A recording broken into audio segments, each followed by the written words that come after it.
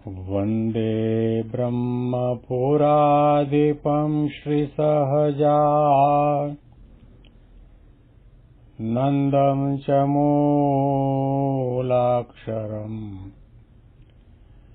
श्रेयस्कारणसद्गुणैकनिलयम् श्रीप्रागजिह्वावत ब्रह्मोपासनधारकं गुरुहरिं यज्ञं तथा योगिनं प्रीत्येवं प्रमुखं महन्तमनिशं श्रीजीस्वरूपं मुदा। મહિમાનો મહિમા પ્રવચન માળામાં આજે 8મી ફેબ્રુઆરી 2025 શનિવાર અને એકાદશીના પરમ પવિત્ર દિવસે તમામ સંતો હરિભક્તોને મારા સાષ્ટાંગ પ્રણામ. જય સ્વામિનારાયણ. હેપી વચનામૃત દ્વિશતાબ્દી મહોત્સવ. હેપી પ્રમુખ સ્વામી મહારાજ શતાબ્દી મહોત્સવ. 16 સાધનનું વચનામૃત આપણે સાંભળી રહ્યા છીએ. શ્રીજી મહારાજ આ વચનામૃતમાં બતાવે છે કે તમારે જો ભગવાનની સેવામાં અક્ષરધામમાં રહેવું હોય તો એના માટેના એની પ્રાપ્તિ માટેના 16 સાધનો છે. ત્યારે શ્રીજી મહારાજ બોલ્યા, જે શ્રદ્ધા, સ્વધર્મ, વૈરાગ્ય, સર્વ પ્રકારે ઇન્દ્રિયોનો નિગ્રહ, અહિંસા, બ્રહ્મચર્ય, સાધુનો સમાગમ, આત્મનિષ્ઠા, મહાત્મ જ્ઞાને યુક્ત એવી જે ભગવાનની નિશ્ચળ ભક્તિ, 8 સાધનો મહારાજે જે કહ્યા એના ઉપર આપણે સમજવાનો પ્રયત્ન કર્યો. હવે 9મું સાધન મહારાજ બતાવે છે કે મહાત્મ જ્ઞાને યુક્ત એવી જે ભગવાનની નિશ્ચળ ભક્તિ બતાવી, પણ એની અંદર મહારાજે 3 વિશેષણો લગાડ્યા છે. ભક્તિ કેવી? મહિમા સહિતની, પહેલું વિશેષણ. ભક્તિ કેવી? જ્ઞાન સહિતની, બીજું વિશેષણ. ભક્તિ કેવી? નિશ્ચળ, આ ત્રીજું વિશેષણ. ભગવાનના ભક્તને ભગવાનની સેવામાં રહેવા માટે આ અતિ અગત્યનો મુદ્દો મહારાજે બતાવ્યો છે. અને આ જે સાધન છે એની અંદર ઉપાસના પણ આવી, જ્ઞાન પણ આવ્યું, મહિમા પણ આવ્યો, ભગવાનના વિશેનો પ્રેમ પણ આવ્યો, દાસત્વ ભાવ પણ આવ્યો, નિર્માનીપણું પણ આવ્યું, સમજણ પણ આવી, દેહભાવના ત્યાગની વાત પણ આવી. મહાત્મ જ્ઞાને યુક્ત એવી જે ભગવાનની નિશ્ચળ ભક્તિ, આ જ ભક્તિ આપણે અક્ષરધામમાં મહારાજના ચરણકમળમાં બેસીને કરવાની છે. પરંતુ અહીંયા આગળ સાધક અવસ્થાની અંદર ભગવાનનો મહિમા જ્યાં સુધી ન સમજાય ત્યાં સુધી ભક્તિ ન થાય. ભક્તિ એટલે ભગવાનના વિશે પ્રેમ, ભક્તિ એટલે ભગવાનનું અખંડ ચિંતન, ભક્તિ એટલે ભગવાનની સેવા, ભક્તિ એટલે ભગવાનના ગુણગાન ગાવા, ભક્તિ એટલે ભગવાનના ગુણગાન સાંભળવા, ભક્તિ એટલે ભગવાનના ગુણગાન સર્વત્ર કહેતા ફરવું. આવી પ્રકારનું ભક્તિ આપણા જીવનમાં આવે ક્યારે? કે ભગવાનનો જેમ છે તેમ મહિમા સમજાય ત્યારે. અને મહિમા સમજાયા પછી એ ભક્તિ આપણી અખંડ બને ક્યારે?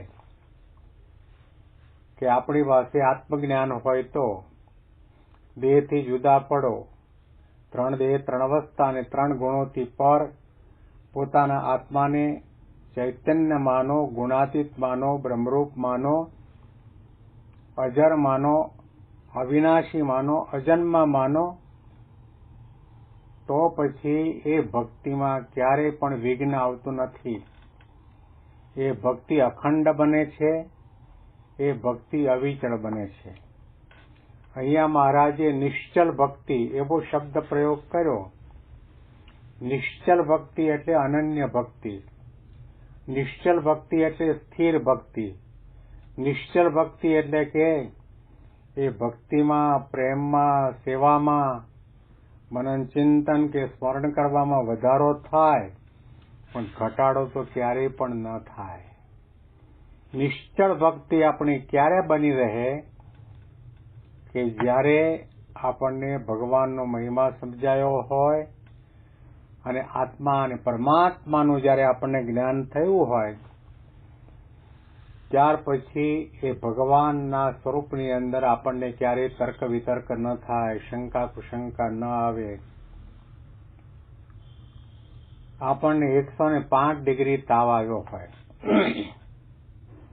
અને એ તાવ આવવાનું કારણ શું? કે આપણે સ્કૂટર લઈને નીકળ્યા અને ધોધમાર વરસાદ તૂટી પડ્યો, 2 કલાક બરાબરના વરસાદમાં પલળ્યા અને આપણા પેન્ટ કે શર્ટના ખિસ્સાની અંદર 2000ની, 1000ની, 500ની ઘણી બધી નોટો હોય, એ પલળી જાય, લોચો વળી જાય અને ઘેર આવો અને ધાણી ફૂટે એટલો તાવ આવ્યા પછી એ ખિસ્સામાંથી ચોળાયેલી, ભીની થયેલી, ગોટો વળી ગયેલી નોટોને આપણે જોઈએ તો એના પ્રત્યેનો આપણો મહિમાનો ભાવ ઘટતો નથી. ચોળાયેલી છે, કરતલી પડી ગઈ છે, ડસ્ટબિનમાં નાખી દેવાનું મન થાય એવી પ્રકારની ભીની થઈ ગઈ છે, તો પણ એના પ્રત્યે આપણો જે મહિમાની દ્રષ્ટિનો ભાવ છે એમાં ફેરફાર ન થાય. એવું ન મનાય કે આ કાગળનો ટુકડો છે કાગળનો ટુકડો અને ભીની થઈ છે, ચોળાઈ ગઈ છે, રગદોળાઈ ગઈ છે, તો પણ તાવ આવ્યો છે, માથું દુખે છે, પેટમાં દુખે છે, પથારીવશ છીએ, ભૂખ લાગી છે, ઊંઘ આવે છે, તો પણ એ 1000-2000 રૂપિયાની ચોળાયેલી નોટની અંદર આપણને ફેરફાર થતો નથી, મહિમામાં ફેરફાર નથી થતો. એવો ભાવ નથી થતો કે આ કાગળનો ટુકડો છે, લાવો ફેંકી દઈએ.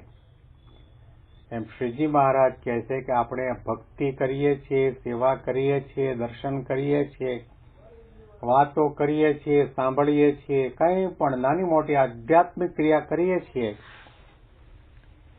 એમાં મહિમા છે એકડો છે. શ્રીજી મહારાજે કહ્યું કે મહિમા વગરની ભક્તિ મીઠા વગરના શાક જેવી છે. સારામાં સારી ક્વોલિટીનું શાક બજારમાંથી લાવ્યા, કૂણું કૂણું લઈ આવ્યા, વ્યવસ્થિત રીતે સુધાર્યું, ઘીમાં વઘાર કર્યો, ગાયની ઘીનો વઘાર, તેજાના નાખ્યા, લવિંગ, એલાયચી, તજ વગેરે નાખ્યા, મીઠો લીમડો પણ નાખ્યો, રાઈ જીરું પણ નાખ્યા, મરચું મીઠું પણ નાખ્યા, મીઠું ન નાખ્યું, આદું નાખ્યું. આ બધું નાખ્યા પછી પણ આપણે ખાવા જઈએ તો એનો સ્વાદ ના આવે, કારણ કે મીઠું નથી. મહારાજે કહ્યું સ્વાદ મધ્ય મીઠું. એમ આધ્યાત્મિક માર્ગમાં કોઈ પણ સાધનાના પાયામાં મહિમાનું મીઠું ન હોય તો ભગવાનનો આનંદ ના આવે, ભક્તિનો આનંદ ના આવે, સેવા દર્શનનો આનંદ ના આવે. મહંત સ્વામી મહારાજ એટલા માટે તો આપણને કહે છે, અને ગુણાતીતાનંદ સ્વામીએ પણ આપણને કહ્યું, ભગવાન અને ભગવાનના સાધુના મહિમાની વાતો નિરંતર કરવી ને સાંભળવી. એને કરીને જીવ બળ્યો થાય છે, દુર્બળપણું મટી જાય છે, હતાશા, નિરાશા અજંપો અશાંતિ કરોડો માઇલ દૂર ભાગી જાય. મહિમાનો વિચાર કરીએ તો આપણને એટલા માટે બેસતા વર્ષના પત્રમાં આશીર્વાદમાં મહંત સ્વામી યાદ લખ્યું, 24 કલાકના સમયની અંદર 15 મિનિટનો સમય કાઢી આંખો બંધ કરી પ્રાપ્તિના મહિમાનો વિચાર કરો. પ્રાપ્તિ થઈ છે અને પ્રતીતિમાં પરિવર્તિત કરવાની છે. તો જ આપણને કેફ રહેશે, મસ્તી રહેશે, આનંદ રહેશે, અશાંતિ ઉદ્વેગ ક્યારેય પણ નહીં આવે, મન પાછું નહીં પડે, નિયમ ધર્મમાં, સેવામાં, સત્સંગમાં ક્યારેય પણ મોડપ નહીં આવે.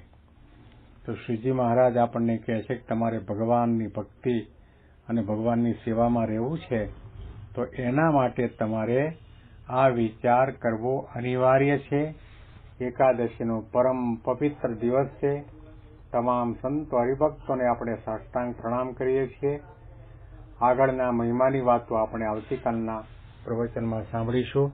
તમામ સંતો હરિભક્તોને હેપી એકાદશી. જય સ્વામિનારાયણ.